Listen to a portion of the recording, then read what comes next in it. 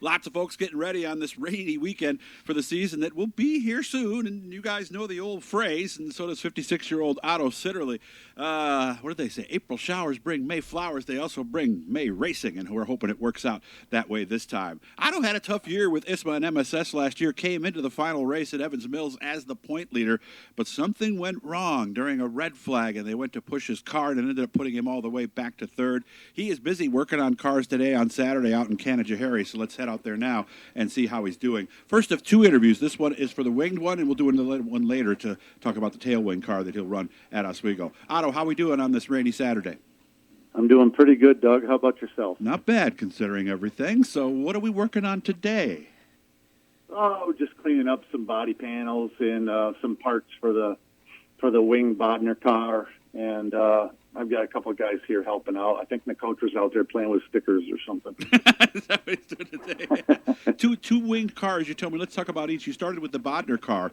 What did we do? You said you did some changes to that or something? Yeah, we're just it was a late off-season deal. We weren't going to totally strip it, and I had to do I had a new rear end for it and some front-end stuff. So I decided the last minute last week we tore it down, and it's actually the frame's out. We found a couple of cracks in it and got those repaired, and that's out at powder coat right now, and we'll be assembling that here in the coming weeks. Just wanted to get it freshened up. Not exactly sure what we're going to do with it. We'll have it in case we need it. And then the other car is I call it an El Gresso car. It was the one we bought last season from Tim Lapine and John McKennedy. And, we were running that car at Evans Mills, and we thought we were in a pretty good spot with it. The car felt good, even though I didn't really fit in it. It was still all McKennedy's driver's compartment stuff. But I think that we would have been pretty good in that race. And I sat there, I was all pretty comfortable, and they went to push it, and it might have rolled 2 to 4 feet, and next thing the engine was locked up. And after they tried to free it up a couple times, I just told them to push it to the pits, and, we were done. And it turns out to be that an injection nozzle broke, just must be fatigue, old part, whatever, went down, and it was either dancing on top of the intake valves before we stopped. It's just been rattling around.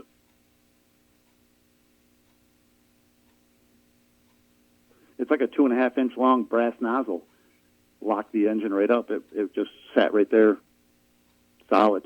So that was the end of our deal. And you and I were talking about this before. It was probably best that the engine didn't fire, because if it had, who knows where that piece might have ended up, right? Yeah. I mean, if that thing had started up with it in there, it would have been a bad scene. So that part of it was good, but it's just very unfortunate that the timing was really poor.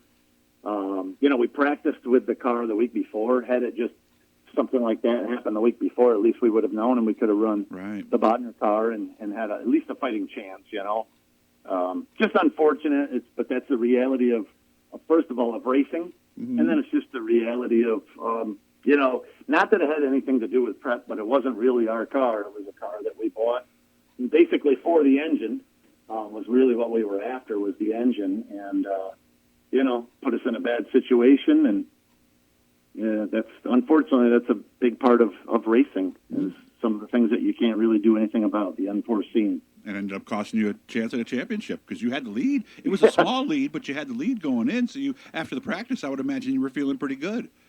Yeah, we were in decent shape. We figured pretty much if we were just, could have stayed around the top 5. We were 5th at the time.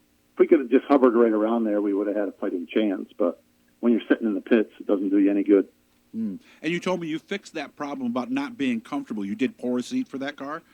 Yeah, I took the seat that was in the entire driver's compartment, stripped out of there, and we took a good part of the car apart, but I ended up fabricating a seat, a tin, all the tin, so it's got like a tub, and then once that's all in place, then then you actually get I think it's Bald Spot Sports, maybe is the name of the company, and it's like a little bag seat, they call it, and we pour that for me and got me down in the car a few inches, and we ended up moving the pedals forward, and then just got the steering and the headrest, all that stuff, so it fits me. So I'm much more comfortable than what I was So your in feet, the car. your feet weren't even feeling good at that point either, were they? The pedals No, were we too had to move the close. pedals.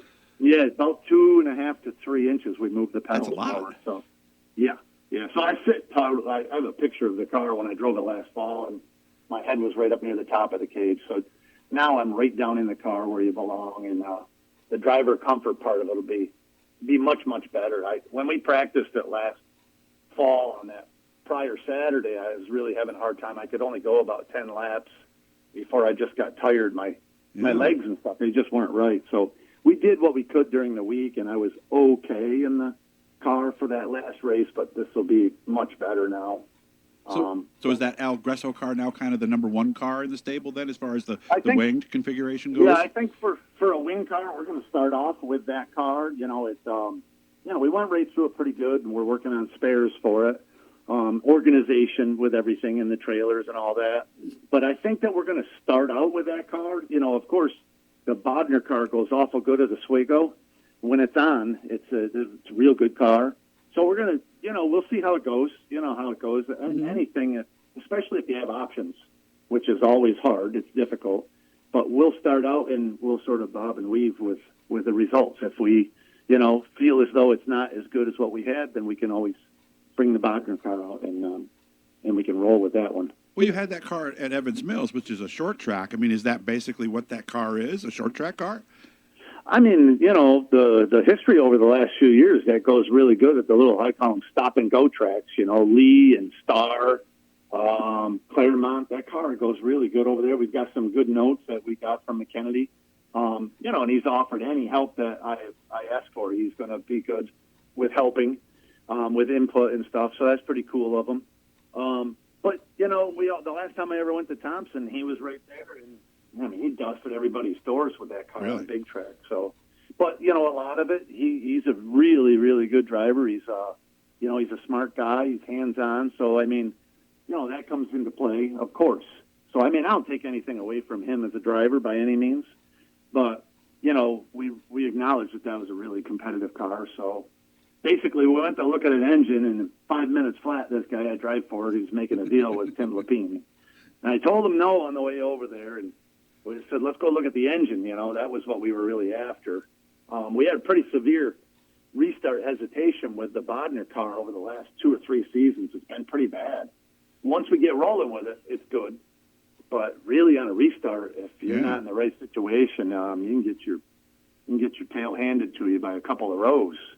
Yeah. So we experienced it at Sandusky in the last race at Oswego. It just wouldn't restart. So that's where we thought it was probably a pretty good deal. We thought we could go over and maybe just pluck the engine out of it and get a good deal on it. And like I said, probably in 3 minutes flat, they're over there shaking hands. And they bought the whole thing. Yeah, we'll take it. I go, no, we're not taking it. So well, now you got the extra car, and it sounds like it's going to work out. So looking at the schedule, you mentioned Claremont and Lee. Those are new on the ISMA schedule this year. But you said you're not really quite sure how much you might do. Yeah, I mean, it's all dependent on a lot of things. It depends on our help that we have, depends on, work schedules of people. And then really the biggest one is, how do we do this week? Or, if we tore anything up, then we might take a couple of weeks off to get it, regroup and make sure everything's good. So if everything it went perfectly smooth and everybody feels like doing it, then maybe we'll run the next race. Okay, a little under a minute. Some of those ones in New England, Doug, that are only 3.5 or 4 hours away seem pretty appealing versus the ones that are 6, 7, or 12 hours away. I can imagine. Yeah, and of course, we're running out of time here, so only one more race I wanted to ask you about because we only got about 30 seconds left. Excited about Caraway you told me about. Yeah, I think that if everything's if we feel as though we have a good competitive car, then we would like to go to that show. They put money on the line. It'd be nice to go down there where it's warm, and it's not so warm up here in November, and go down, maybe make a little mini vacation. I like that. And go down and run that one, yeah. Come back for a second one. We'll talk strictly Oswego on the second one, but I wanted to make sure because Otto does so much stuff, I wanted to make sure I split this up. One with the winged, one without the winged. So let's come back for that one. Otto, stay on the line. We'll get to that one in a second or two, okay, bud? Sounds like a deal. And remember, guys, subscribe, turn on the notifications, all that, leave a comment. If there's somebody we haven't gotten to yet, make sure to let us know, and we will get that done as soon as we can.